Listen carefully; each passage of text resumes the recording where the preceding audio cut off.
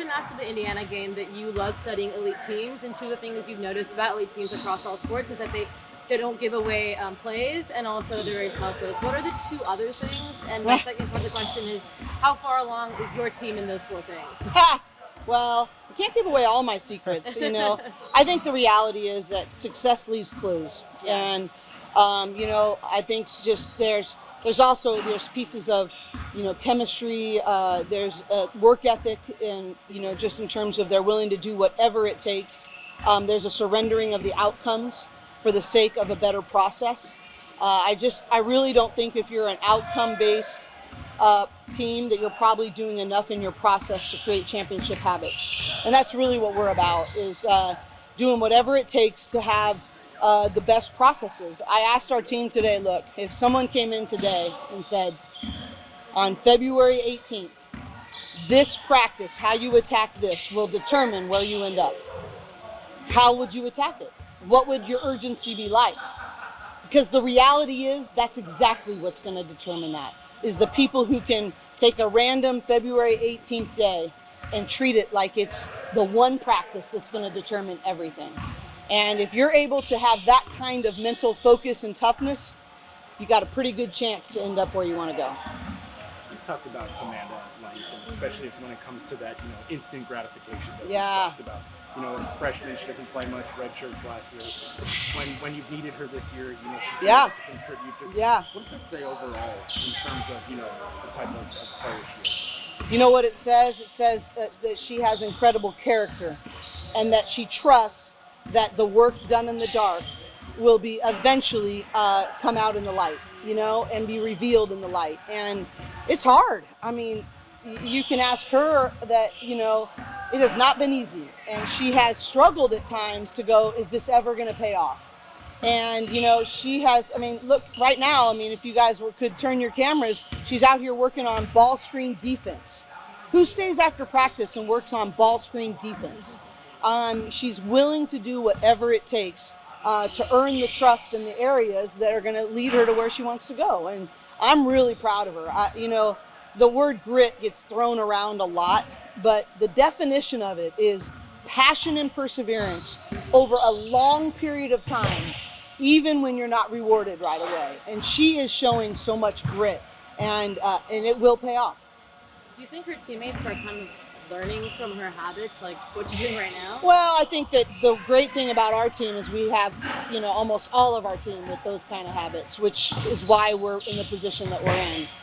But I think she has earned her teammates' respect, because the way that she has attacked this, even when she hasn't been rewarded with as much playing time as I'm sure she would want.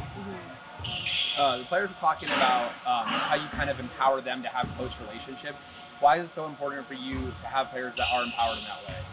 Well, I just think that in the heat of the moment, there's only so much I can do from the sidelines, and I want them to tell me what they're feeling out there, what they're thinking. I want them to beat me to the punch for accountability.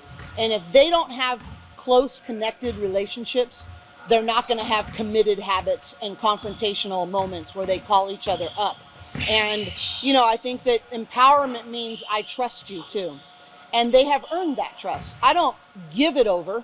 I try to put them in scenarios when they can be empowered to earn it. And they have. And so I just think when you're in March, you have to trust that your players are going to control the locker room. The players are going to do the mental work that it takes for every scouting report. The players are going to go to somebody who might be struggling and go, hey, what can I do to serve you right here? How can I be an elite teammate for you right here? And you can't script that as a coach. You have to have built genuine organic relationships that they feel responsible to each other and connected to each other at the same time. You talked about kind of, you don't want to rebuild. What was the word you used? Reload. Reload. Mm-hmm. So how do you kind of look for players like that fit that mold when you're reloading? I think you have to be very clear about what your vision is, very clear about how you run your program, what the philosophy is, and you need to be unrelenting about you either want to be a part of that or you don't. You either want to be a part of our championship development process or you don't. And it's not about convincing recruits to come to UCLA. It's about finding alignment with the ones that are supposed to be at UCLA.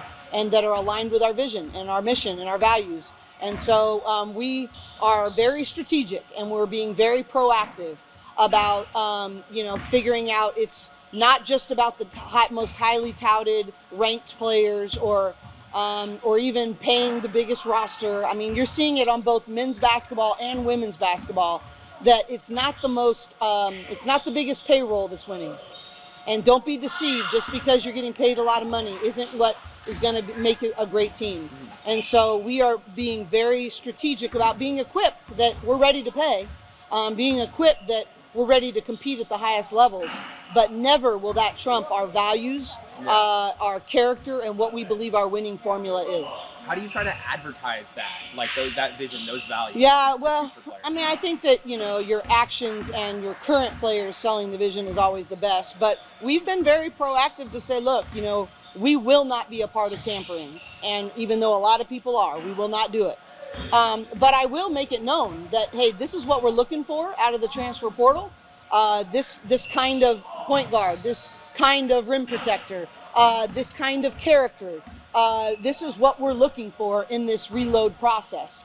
And so just like I would do with a freshman recruit, look, this is what I look for in our recruits. And I'm just trying to be very forthright in what we're trying to get accomplished. Kind of going off what you said about the relationships, there was that video of Kiki on Twitter and kind of all over social media about her talking to her teammates. I think it was Angela, Lauren, Oh, yeah. Crowley's. During a timeout? Yeah, during a timeout. Mm-hmm. How much do you invite those conversations when players are leading it and not you during timeouts? Every time. I invite that every time.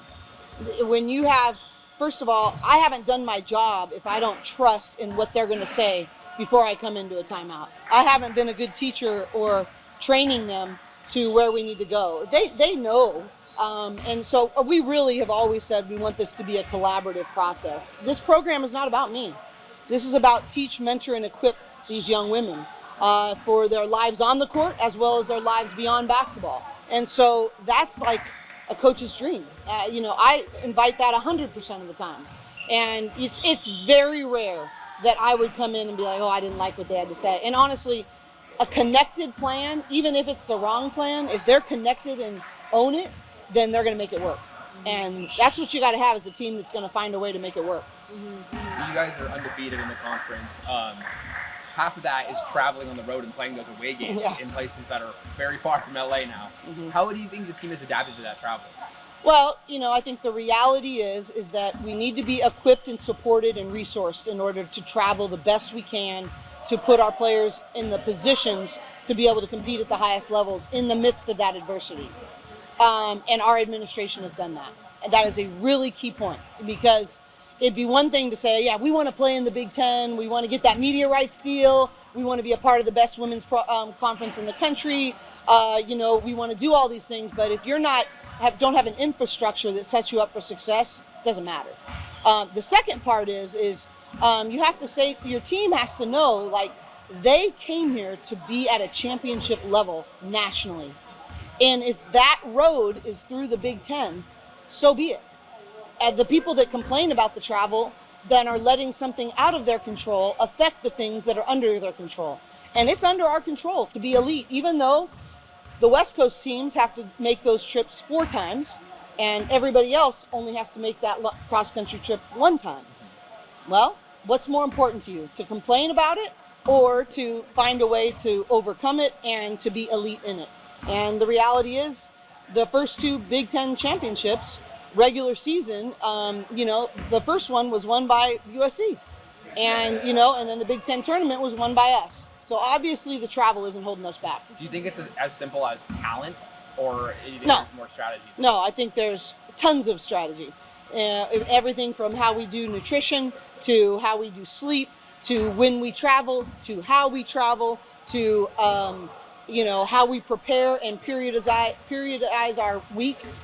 It's very meticulous in setting our players up for success. As well as, I also said this in the press conference the other day, that we have Andrew Garcia, who's the director of our student athlete success, who handles tutoring, learning specialists on the road, proctoring exams, and to the point that we've had the highest team GPA that we've had in my 15 years in the midst of that travel, with a 3.53 team GPA last quarter, that continues on all the way through last year. So, I just think it's about perspective and mindset and a commitment to excellence no matter what the circumstance. And that's what we're about. I know you guys treat. Oh, sorry. No, go ahead. I know you guys treat every team the same in terms of your preparation, but how do you prepare for Washington now, top 25 team? Yeah, I love it every time. I think Tina is one of the best coaches in our conference. I think she is spectacular. And even more importantly, she's a spectacular human. She's one of my closest friends in the business, and I have so much respect for her. Coach Tasha used to work for her at Rice. She runs a style that it really makes us guard on the perimeter. She's got multiple people who can shoot the three. They can spread you out. They're very effective in transition. They make you play all the way through the shot clock. They're just a really good team. They're very well coached. And so, at this point in the year, we're just trying to get 1% better every single game. And it doesn't matter if you're playing the number 1 team or the number 18 team. You just got to focus on getting 1% better. But I am not deceived. Tina will come in with a phenomenal game plan. They will challenge us. We better come ready to compete because Tina Langley's teams, they come ready to play every night. About Andrew, is he someone that the players are working with directly? All the time. Yeah, he runs our entire mentorship program. He connects us with mentorships outside with our alumni network. He does our life skills programs. He organizes our tutoring, our learning specialists. He pretty much is in charge of us being excellent and champions in our life skills program and our community service. He also handles that. He is absolutely phenomenal. And if you ask our players, they would say he's one of the best hires that we've ever had here. Mm-hmm. They respect him so much. Mm-hmm. And he's been just an incredible servant to the mission of our program. You talk a lot. Sorry, you talk a lot about 50-50s, and you said at the Indiana game, you guys hoped you had 60%. Went to watch the film. Did you guys accomplish that? We did. Is that the same goal you have for games moving forward? Well, we have a goal of 80 passion plays, and that's going to be difficult to do against. We usually have 75, but the bar has been raised, and games and styles of play may, in certain categories, bring. Deflections might be more important, or an assist box out might be more important, or charges, whatever the case might be, because of the style of the game. This game is going to be even more difficult to get that because they create less possessions because they play so deep into the shot clock. Mm-hmm. So, but we were just charting in practice about what percentage of the possessions we got stops. And I would say 90% of the possessions we got stops in versus the guys had a passion play or more. And, at least one. And so I think that's just got to be something about who we are. And I do think that's the area that I'm trying to pull out of our players right now is just a higher aggressiveness, a higher, find a way mentality, a little bit higher physicality. No excuses. We'll be creative. We'll be solution-minded. We're going to find a way to have each other's back and get stops and create good scoring opportunities. But I think that always starts with passion plays. The non-statistical things that are winning plays, that lead to winning possessions. And passion plays are the bedrock for us. Mm-hmm. So. Awesome. Thank you so much. Thank you guys for your time. Really appreciate it.